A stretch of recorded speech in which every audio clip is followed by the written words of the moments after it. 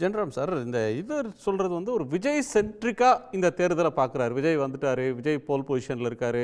விஜய எப்படி DMK alliance deal பண்ணும், விஜய் எப்படி ஏடிஎம்கே அலையன்ஸ் டீல் பண்ணும், விஜய காரணம் காட்டி சின்ன கட்சிகள் அவங்கள்ட்ட பேரம் பேசுறத பெரிய கட்சிகள் விரும்பாது. இப்படி வந்து ஒரு தன்மையில, ஒரு கோணத்துல ஒரு பிரச்சனையா அணுகுறாரு. அந்த கோணத்துல தான் அந்த பிரச்சனையை பார்க்க முடியுமா அப்படின்னு ஒன்று இருக்கு. இன்னொன்று, இந்த தேர்தலில் இன்னைக்கு முதலமைச்சர் பேசியிருக்கிறது, அரசு ஊழியர் பிரச்சனைக்கு தீர்வு காண்டிருக்கோம், அவங்க மகிழ்ச்சியாக இருக்கிறாங்க, 10 லட்சம் மாணவர்களுக்கு லேப்டாப் கொடுத்துருக்குறோம், 17 லட்சம் பேருக்கு கூடுதலாக மகளிர் உரிமை தொகை தந்திருக்கிறோம், அரசு ஊழியர்களுக்கான ஓய்வூதியம் 2 கோடியே 20 லட்சம் பேருக்கு 3000 ரூபா பொங்கல் பரிசு, இப்படி அண்மை கால அரசு நலத்திட்டங்கள் அப்படின்றது வேகம் எடுத்திருக்கு. ஆட்சியை தொடர்றதுக்கு மக்கள் முடிவு செய்திருக்கிறாங்க அப்படின்னு முதலமைச்சர் நம்புகிறார், பேசுகிறார். அது அந்த புள்ளியிலிருந்து பார்த்தா புது பிளேயர்ஸ் அப்படின்றவங்க சிக்னிஃபிகண்ட்டா, இவங்க அமைக்கிற அணி முக்கியமானதா?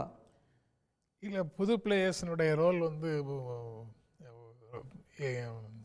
நண்பர் பெருமாள் மணி சொல்கிற மாதிரி ஒரு முக்கியமான ரோல் ப்ளே பண்ணணும்னு நான் நினைக்கல. ஏன்னா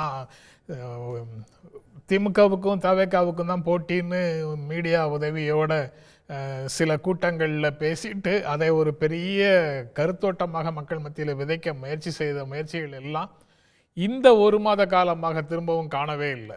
ஃபீல்டுலேயே இல்லை, அந்த பேச்சே இல்லை. தவேக என்ன வேலை செய்கிறது தேர்தலுக்காக அப்படிங்கிறதே பெரிய சந்தேகமாக இருக்குது. வேறு பிரச்சனைகளில் அவங்க பெயர் அடிபடுதுங்கிறது உண்மைதான். ஆனால் அரசியல் களத்தில் 26 தேர்தல் தொடர்பாக அவர்களுடைய பணியாக எதுவும் நடக்கலை. ஆனால் இதற்கு நேர் மாறாக நீங்கள் குறிப்பிட்ட கேள்வியின் போது குறிப்பிட்ட பல்வேறு மக்கள் நல நடவடிக்கைகளை, அரசு ஊழியர் தொடர்பான நடவடிக்கைகளை அரசு எடுத்துக்கிட்டே இருக்குது. தேர்தல் களத்தில் ஓரணியில் தமிழ்நாடு திட்டத்தில் தொடங்கி அதுக்கப்புறம் எஸ்ஐஆர் திருத்த பணிகள், அந்த பணிகளில் இன்வால்மெண்ட்டு அப்படின்னு தேர்தல் களத்தில் திராவிட முன்னேற்ற கழகத்தின் தொண்டர்கள் அல்லது நிர்வாகிகள், பாக முகவர்கள் எல்லாரும் வந்து களத்தில் மக்களோட தொடர்பிலேயே இருக்கிறாங்க. அப்படி வேற எந்த அரசியல் கட்சியும் அந்த அளவுக்கு தமிழ்நாடு முழுக்க மக்களோட தொடர்புக்குள்ளே போன நிலைமையே இல்லை. சில கட்சிகள் சில பகுதிகளில் அந்த மாதிரி பணிகளில் ஈடுபட்டிருக்கலாம். ஆனால் ஒட்டுமொத்தமாக தமிழ்நாடு முழுக்க தேர்தல் களத்தில் முன்னணியில் நின்று எல்லா பணிகளையும் செய்கிற முதலமைச்சர் வார்த்தைகளில் சொல்லணும்னா, தேர்தல் பணிகளில் பாதி பணிகள் நிறைவேற்றிட்டீங்க, மீதியையும் கவனமாக எச்சரிக்கையாக கையாளுங்கள் அப்படின்னு அவர் சொல்கிறதன்படி பார்த்தா அவங்க பாதி வேலைகளை கிரவுண்டுக்குள்ளே ஏற்கனவே முடிச்சுட்டாங்க, மக்களோட தொடர்பில் இருக்கிறாங்க. தலைமை அப்படின்னு பார்த்தாலும், முதலமைச்சர் வேட்பாளர்கள் அப்படின்னு இருக்கக்கூடிய முதலமைச்சர் வேட்பாளர்களை பார்த்தாலும் திராவிட முன்னேற்ற கழகத்தின் தலைவருக்கு தான் மைலேஜ் இருக்குது. அவர் அளவுக்கு பெர்ஃபார்மன்ஸ் ஓரியன்டாகவும் ஐடியாலஜிக்கல் பொசிஷன்லையும் மாநில உரிமைகள் சார்ந்தும் அவரை மாதிரி யாரும் கன்சிஸ்டண்ட்டாகவும் தொடர் போராட்டங்கள்லையும் நிற்கலை. நீதிமன்றங்கள் வழியாகவும் மக்கள் மன்றங்களின் வழியாகவும் தொடர்ந்து அந்த பிரச்சனைகளை மக்கள் மத்தியில் எடுத்துகிட்டு போயிட்டும் இருக்கிறாரு. இந்த மாதிரி பொலிட்டிக்கல் ஆக்டிவிசம் அப்படின்னு பார்த்தா அதுலேயும் அவர் தான் முதல்ல இருக்கிறாரு, நிர்வாகத்திலையும் அவர் தான் முதல்ல இருக்கிறாரு. நீங்கள் கூட்டணி சென்ற ஏப்ரலில் வந்த கூட்டணி அதிமுக பாஜக கூட்டணி, அந்த கூட்டணி வந்த உடனே ஒரு எலக்ட்ரிஃபையிங் எஃபெக்ட் வந்து சமூகத்தில் வந்திருக்கணும், அல்லது அந்த 2 கட்சிகளுக்குள்ளேயுமாவது வந்திருக்கணும். அப்படி எதுவுமே வரல. இன்னைக்கு வரைக்கும் அது ஒரு நான் ஸ்டார்டர் மாதிரியே இருக்குது. இன்னும் வேறு சில கட்சிகளுக்கான தூண்டில்களோடு அவங்க காத்திருப்பதையும் பார்க்க முடியுது. அப்படி இருக்கும்போது பொலிட்டிக்கலாக கவலை இல்லாமல் வேலை பார்க்குறது தேர்தல் களத்தில்னு பார்த்தா சீமான் மட்டும்தான் வேலை பார்க்குறாரு. அவர் வந்து யாருடைய கூட்டணியை பற்றியும் கவலை இல்லை. அவருடைய 50-50 ஆண் பெண் வேட்பாளர்கள்னு சொல்லிட்டு நான் நிற்கிறேன் அப்படின்னு சொல்கிறார். மற்றபடி களத்தில் மீதி 3 அணிகள்னு பார்த்தோம்னா 3 அணிகளில் திராவிட முன்னேற்ற கழகம் மட்டும்தான் ஃபார் அஹெடாக இருக்குது இவங்களுக்குள்ள. இவங்க விஜயை எப்படி ஹேண்டில் பண்ணுறது அப்படின்னு நினைக்கிறதும், விஜயை வந்து திமுகவுக்கு போகின்ற மைனாரிட்டி வாக்குகளை பிரிப்பதற்கு அவரை பயன்படுத்தணும்னு அவரை தனியாக நிறுத்த வைக்கிறது நல்லதுன்னு ஒரு புறமும், ஒட்டுமொத்தமாக ஒரே அணியில இருந்தா பரவாயில்லைன்னு ஒரு சான்ஸ் எடுக்க முடியாது அப்படின்னு அப்படியும் நினைக்கிற ஒரு மனநிலைக்குள்ள அவங்க தடுமாறிட்டு இருக்கிறாங்க அணியை ஃபிக்ஸ் பண்றதுக்கு. ஆனா இந்த மைனாரிட்டி ஓட்டு பெரியங்கிற தியரி வந்து நடைமுறையில் நடக்காத ஒரு விஷயத்த. காங்கிரஸுக்கு ஓட் பேங்க் இருக்கா, உண்மைதான். விஜய்க்கு ஓட் பேங்க் அவங்க கிட்ட இருந்து வருவதற்கு வாய்ப்பு இருக்கலாம்.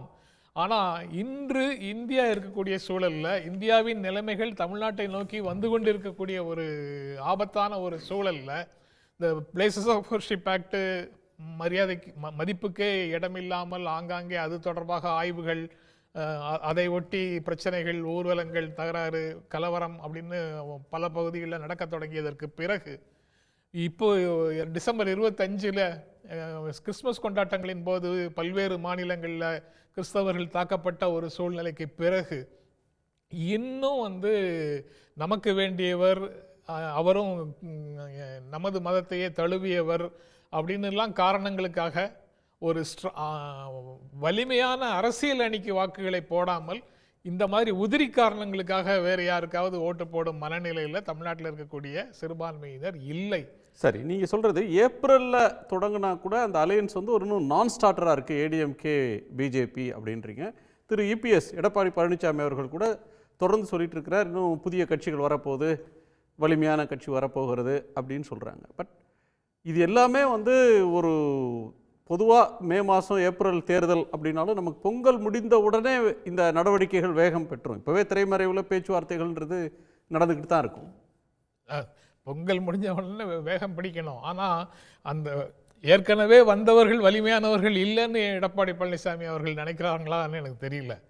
ஏன்னா இன்னொரு வலிமையான கட்சி வரணும், வலிமையாக ஒரு கட்சி வரணும்னு காத்திருக்கிறாங்கன்னா வந்தவங்க எல்லாரும் வலிமையற்றவர்கள்ங்கிற பொருளா? அப்படி அமித்ஷா அவர்கள் சொல்றாரு, பெரிய கூட்டணியை சபதம் ஏற்கிறார், திமுக ஆட்சியை தோக்கடிச்சிருவோம், அந்த 22 இந்த 18 சேர்ந்தா நமக்கு ஏற்கனவே 41 ஓட்டு இருக்கு, 40% வாக்கு இருக்கு, நம்ம ஆரம்பிக்கிற இடத்துல 40ல் ஆரம்பிக்கிறோம் அப்படிலாம் சொல்றாரு. ஆனால் அதை இபிஎஸ் நம்பின மாதிரி தெரியலையா? யாருமே நம்ப மாட்டாங்க. எடப்பாடி பழனிசாமியே அதை ஒரு கூட்டத்தில் சொன்னதோட அதுக்கு மேலே தொடர்ந்து சொல்ல முடியாதுங்கிறத நிறுத்திட்டாரு. அந்த மக்களவைத் தேர்தலில் கிடைத்த வாக்குகளை கூட்டி சொல்வதன் மூலமாக அதுதான் நமக்கு சட்டப்பேரவை தேர்தலையும் கிடைக்கும்னு சொல்வது ஏற்றுக்கொள்ளத்தக்கது அல்ல அப்படிங்கிற முடிவுக்கு அவர் வந்துட்டார். அப்படி ஒரு நிலையில தான் மற்ற கட்சிகளுடைய வருகைக்காக காத்திருக்கிறாரு. அதுவும் இன்னும் தெரியல. ஏற்கனவே இருந்த கட்சிகளும் பிரிந்து, பாட்டாளி மக்கள் கட்சி இரு கூறாக பிரிஞ்சு நிற்குது. அது முழுமையாக அந்த அணிக்குள்ள வருவதற்கு வாய்ப்பு. ஒருத்தர் எடுத்துட்டார், அன்புமணி டாக்டர் ஒருவர் எடுத்துட்டாரு. அடுத்தவரையும் அங்கேயே கொண்டு வர முடியுமாங்கிறது தெரியல.